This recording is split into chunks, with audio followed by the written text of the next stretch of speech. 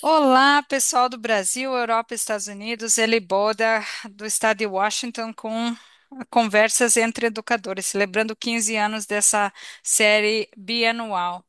Hoje à noite eu estou com um convidado muito especial, o professor Sturza, vai se apresentar para o pessoal. É boa noite aí já, professor Sturza? Sim, boa noite. Boa noite. Aqui já está noite. Está falando de onde? Eu estou falando de Campo Grande, Mato Grosso do Sul, onde eu estou residindo desde julho do ano passado, né? Olha, que Aqui legal. são 18 horas, 19 horas, né? 18 minutos, mas já está escuro. Aqui são 3 da tarde no estado de Sim, Washington. Vocês no calor e a gente no frio. Professor verdade. Sturza, eu vou deixar o senhor se apresentar para o pessoal que está ouvindo essa podcast. Pode falar um pouquinho da sua formação? Ok. Bom, eu sou professor de geografia, né? A minha formação começou com a graduação em 1978 na Universidade Federal de Santa Maria, Rio Grande do Sul, né? Fizemos a graduação em geografia.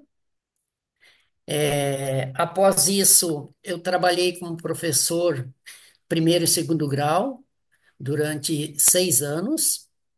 Em 1991, eu fiz uma especialização na mesma universidade de fotointerpretação e no mesmo ano, né, logrei êxito no concurso na Universidade Federal de Mato Grosso, na cidade de Rondonópolis, estado de Mato Grosso, onde ingressei em 1991 e fiquei nessa universidade até 2019, quando me aposentei.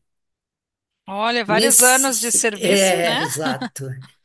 Nesse meio tempo, eu fiz mestrado em geografia na Unesp de Presidente Prudente, né? Posteriormente, eu fiz o meu doutorado na mesma universidade, na Unesp, só que é em Rio Claro, né, com um grupo de professores pioneiros no Brasil, em estudos de percepção, ligado à área de geografia. E, posteriormente, fiz em 2014 o meu pós-doutorado na UFGD, aqui no Mato Grosso do Sul. Muito bem. E foi a área do seu pós-doutorado? No pós-doutorado, eu trabalhei com transição agroecológica, né? Trabalhando com uma associação, que hoje já é cooperativa, a Associação dos Produtores Orgânicos do Mato Grosso do Sul, a POMES. Hoje tem realizado um trabalho muito interessante, inclusive lutando muito com a melhoria de renda para agricultores familiares aqui no Mato Grosso do Sul, né? Trabalhando também com a questão de créditos de carbono junto com o Rabobank, um banco internacional.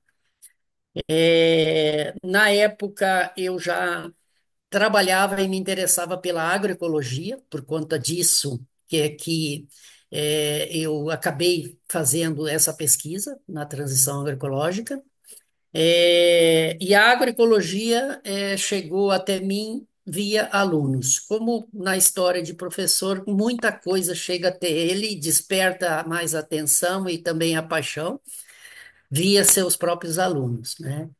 Então, hoje eu trabalho no mestrado de Gestão e Tecnologia Ambiental, numa universidade recente, a Universidade Federal de Rondonópolis, né? E trabalho na disciplina Agroecologia e Desenvolvimento Rural Sustentável. Olha que interessante, professor Souza, como que se deu essa transição, ou se dá para explicar um pouquinho da conexão entre geografia e agroecologia, para quem não tem conhecimento da área?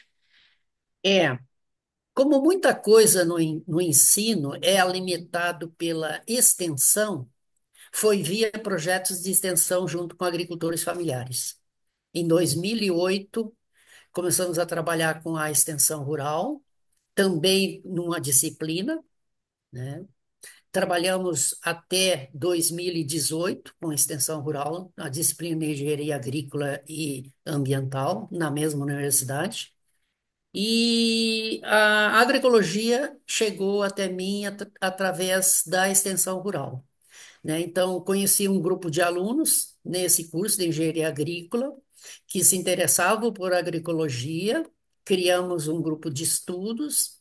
A partir daí, começamos a trabalhar em implementar uma horta agroecológica no campus dessa universidade, que existe até hoje. E, enfim, a agroecologia chegou até mim mais ou menos por essas vias. Olha que legal cuidar da nossa casa. O senhor mencionou crédito de carbono. Tendo plantas, árvores ou uma horta, você está capturando carbono atmosférico, exatamente, né, professor? E está Correto. contribuindo para uma sustentabilidade, um planeta melhor. Dá para elaborar um pouquinho sobre o crédito de carbono? Hoje em dia, como está sendo visto dentro da agroecologia, como podemos participar desse projeto? Então, é um projeto recente dessa associação aqui no Mato Grosso do Sul.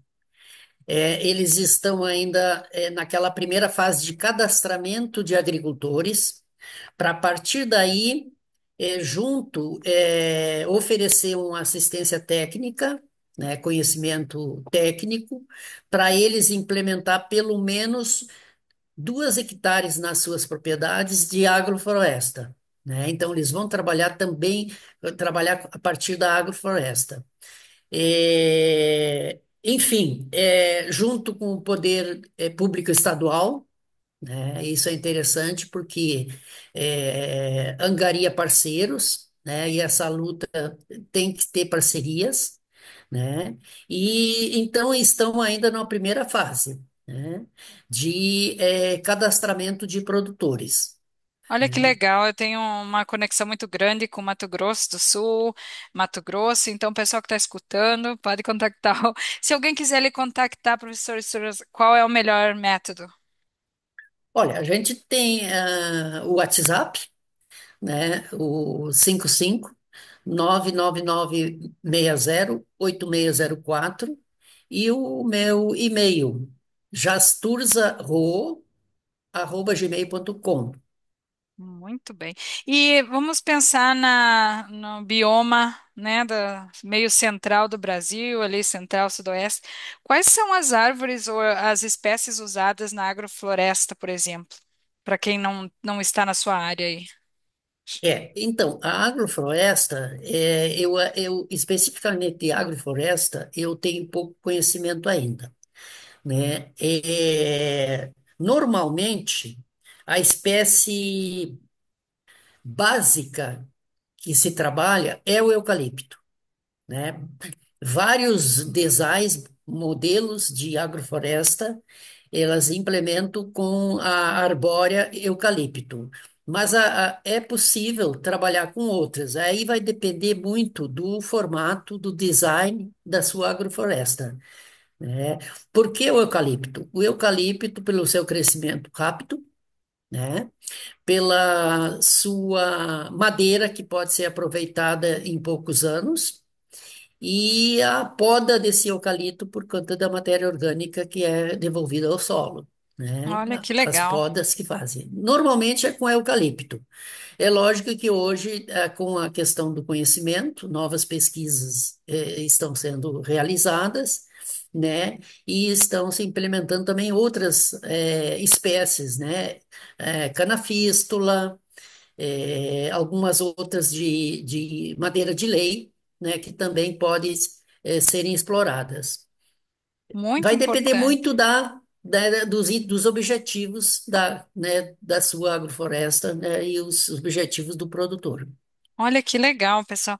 E o professor Sturza tem uma história, temos um ponto em comum. Eu também estudei na Universidade Federal de Santa Maria e dali a gente sai com uma visão de proteção, né, de agro, mas de ecológico também. Eu trabalho Sim, mais no agro hoje em dia, mas eu fui sim. muito da questão ambiental e eu acho que as duas podem ter um ponto em comum. Professor, como surgiu a ideia? Como foi a sua participação no livro Conversa entre Educadores e qual foi o seu artigo? Então, essa participação, que também já faz um bom tempinho, né, surgiu de um convite. né? Fiquei sabendo de um convite seu, né, para a gente colaborar. Na oportunidade, eu tinha recém concluído minha tese de doutorado, e então, a partir dela, nós elaboramos esse artigo.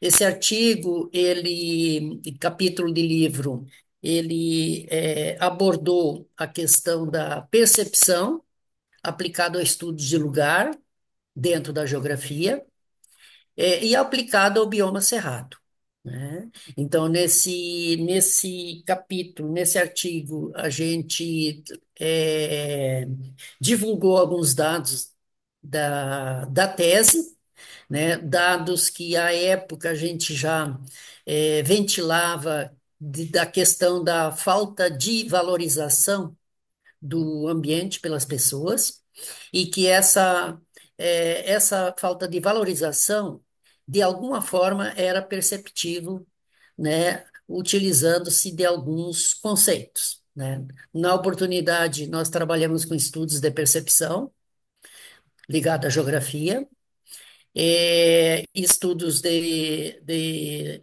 conceitos de topofilia, topofobia e topocídio. A topofilia seria os ambientes, espaços que despertam um bom gosto, uma afeição pelas pessoas. A topofobia, o inverso, né? Medo, pavor, né? Rejeição de certos ambientes. E o topocídio é o desaparecimento, o aniquilamento, né? A extinção dos lugares, né?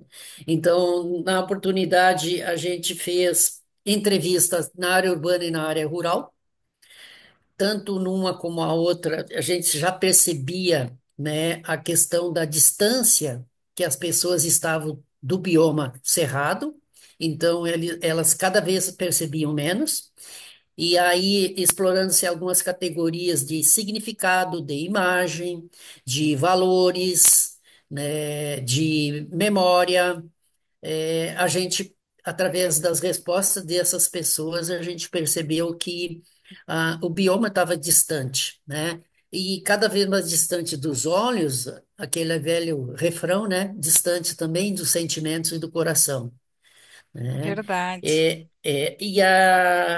Por final, na tese, a gente concluiu que vários espaços, lugares dentro dos biomas cerrados já tinham desaparecido, né?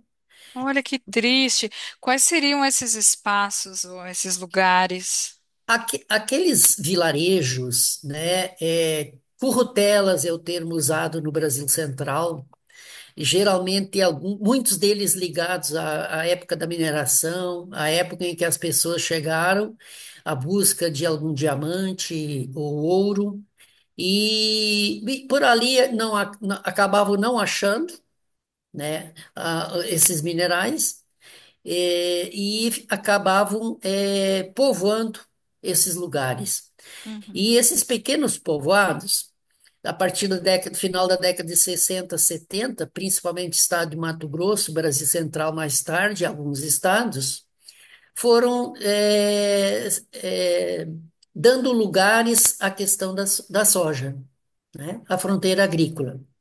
E uhum, com a fronteira agrícola, né, foi se desmatando e junto com o desmatamento, esses pequenos povoados também desapareceram. Então morria os lugares, aquela a- e com as pessoas que saíam dali e perdiam esses lugares, né? Perdia-se a identidade cultural dessas pessoas e, portanto, o próprio conhecimento dessas pessoas, né?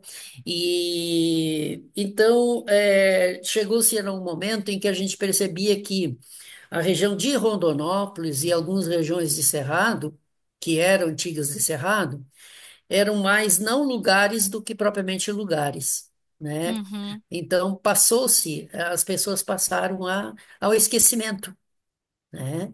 E por isso, então, desaparecia também toda aquela ligação, aquele vínculo que as pessoas tinham, sentimentos com aqueles lugares que eram vivenciados desde a infância, nos seus grupos familiares, grupos sociais. E isso é né? muito E aí você frequente, perdia. né? É frequente em Continua, várias áreas. continua, continua.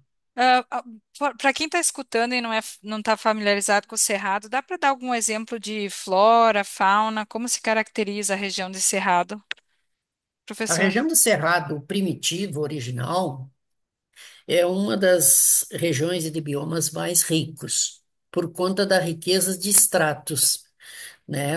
Tendo seus três estratos, graminhoso, herbáceo e arbustivo florestal. Então, a riqueza de diversidade de espécies vegetais consegue servir de vários habitats para várias espécies de fauna, né, de animais. Então, a riqueza de alimentação, a riqueza de ambiente, habitats para esses seres vivos também viverem dentro das suas cadeias alimentares, né? Uhum. Então, realmente, o Cerrado tem uma riqueza, uma diversidade muito grande, né? Em relação a outros biomas, né? Me corrija se eu estou errada, Brasília também incorpora parte do Cerrado. Sim, sim, também. Muito lindo, uma riqueza assim extrema. Primitivamente, a área do Cerrado é a de maior bioma. Bom, ele se caracteriza como essencialmente o único bioma brasileiro, né? Essencialmente brasileiro. Mesmo que também hoje encontra-se também na região da Bolívia, tanto é que atraiu muitos empresários agrícolas para lá, que hoje já estão com a fronteira agrícola para lá, né? Mas em termos de extensão nativa, primitiva, o Cerrado era o maior Olha bioma brasileiro. que interessante, professor. E hoje restam menos de 20%, né? Nas É, suas condições é uma situação complicada, aconteceu com a Mata Atlântica também, né, que também. dominava a área Mesma costal e coisa, agora nem sei quanto corretamente. por cento está. Quando eu comecei a estudar era 8 a 20%. Hoje em dia a gente nem sabe. Já deve ter menos, deve ter menos. Então, o que que o pessoal pode fazer? Quem está escutando agora viu que é importante, né? A gente falou um pouquinho de sequestro de carbono, de ter uma horta, né, até Uhum. de florestas. O que mais que o pessoal pode fazer para ajudar na preservação ou na questão ambiental? Eu acho que todo conhecimento nasce na sensibilidade. Quando se trata de ambiente, de outros seres vivos, e aí há uma riqueza muito grande do Wilson no seu conceito biofilia, eu acho que o ser humano deve conhecer pessoalmente por aí, tá? A partir da sua experiência própria. Porque aí, com autoridade, ele vai dizer: eu conheço porque primeiro eu senti, primeiro eu Experienciar o olhei ambiente. e experiencial, Muito sabe? bem. E hoje está cada vez mais difícil esse contato, né? Nós vivemos no meio do concreto, né? Cada E vez mais a agora, população no meio do concreto. Aí agora concreto, estamos saindo do eletrônico. concreto, né? Exato. Estamos saindo do concreto, do real, né? E o irreal passa a ser o real, parece, e cada vez mais a confusão na cabeça das pessoas.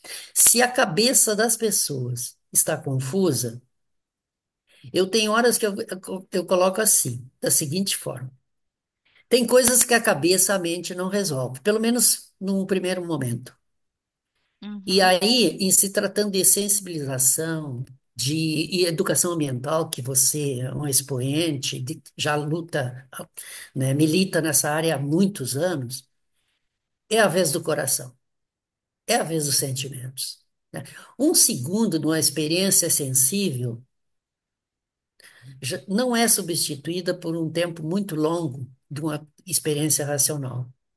Ela marca, E né? Pode mudar a sua marca. vida. Uhum. Marca, e não só naquele momento, mas se um dia você quiser tiver novos insights, tenta reviver aquele momento sensível que você teve diante de uma planta, diante de um animal, de um ser vivo qualquer, né? Olha que linda mensagem. Eu acredito que também. nas relações sociais, dentro da nossa espécie, possam ser muito melhoradas a partir dessas experiências sensíveis que nós temos que nos proporcionar, né? E aí vem o trabalho da educação, do professor, né? E eu vejo com muita tristeza ainda porque nessa educação bancária, ainda aproveitando as palavras Paulo do Paulo Freire. Freire, né?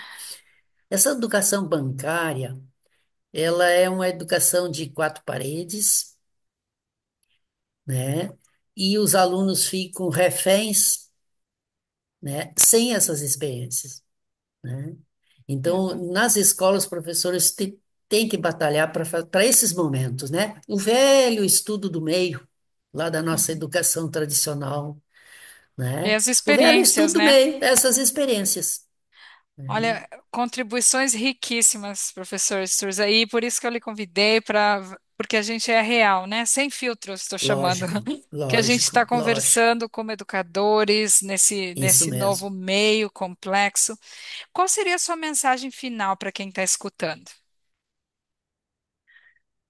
Bom, além do que eu falei, eu acredito, e aí, voltando à questão do professor da educação, principalmente para o professor, a mensagem é de que eu espero que cada professor, quando estiver em frente dos seus alunos, em algum momento pense o seguinte, que ali não está o aluno, está uma pessoa. E que se ele não investir na pessoa que sustenta esse aluno não vai conseguir se desempenhar, se desenvolver, se evoluir da melhor forma possível. Então, em algum momento, esse professor terá que se preocupar com a pessoa que sustenta esse aluno. Uma pessoa que tem necessidades, né? Uma pessoa que tem conhecimentos, que tem vivências, que tem família, que tem família, que tem amigos, que tem desejos, né? Então, essa pessoa que vai dar aquela visão para o professor de alguém, de um ser vivo global. Não é o aluno que ele espera, que quer que fique conectado nas suas aulas, Não é o né? Mas que em aluno. algum momento ele terá que dialogar com essa pessoa. E aí o diálogo, eu com o outro. Então, resumindo, o sucesso de um professor ou da educação está primeiro na relação do eu com o outro, do que do professor com o aluno. Numa visão holística, muito linda a mensagem. Exatamente, Muito linda. exatamente. Professor Souza, foi um prazer. Pessoal que está assistindo, talvez nós teremos que fazer outra podcast, porque os assuntos são complexos, muita informação interessante. Verdade, são. Muito obrigada pela participação, Eu que professor. agradeço. Eu que agradeço imensamente. Já estava em tempo da gente se conhecer, conversar, dialogar, né? E Mediados pelo estamos mundo, aí. né? O Exatamente, eu, o estamos outro e o aí. mundo. Exatamente. Correto, correto. Como diria o nosso grande educador Paulo Freire. Muito obrigada, professor. Fiquem ligados na próxima podcast. Tchau, Eu bye que bye. agradeço. Tá, tchau. Uma boa noite Tchau. a todos. Igualmente.